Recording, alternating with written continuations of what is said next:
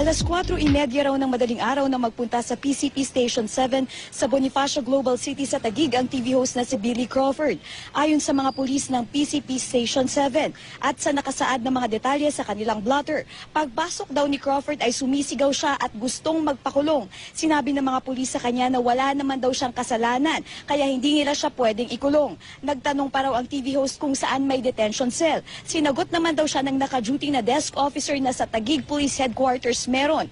Agad daw sinabi ni Crawford sa desk officer na dalhin siya roon. Sinabihan pa raw ni Crawford ang desk officer na pagkatapos ng 5 segundo at hindi siya dinala sa Taguig ay sisipain at babasagin niya ang sliding glass door ng police station. Pagkatapos daw sabihin ito, nagbilang umano si Billy ng 5. Sa karaw niya sinipa ang pintuan kaya nagkabasag-basag ang glass door. Dito na raw nila inaresto ang aktor at dinala sa Taguig Police Headquarters. Sinikap naman ng GMA News na makunan ng pahayag ang mga pulis sa Taguig para sa anumang update. Sa ngayon ay hindi pa sila nagpaunlak dahil patuloy pa rin daw ang kanilang ginagawang investigasyon.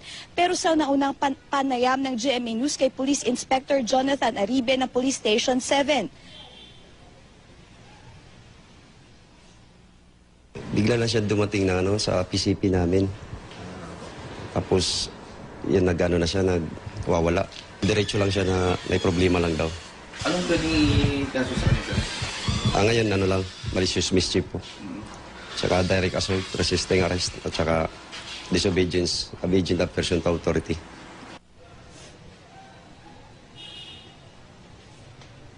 Samantala sa ngayon ay wala pa ring inilalabas na anumang pahayag ang aktor at ang kanyang kampo. Sinubukan ng GMA News kanina nakapanayim siya pero tumanggi nga si Crawford.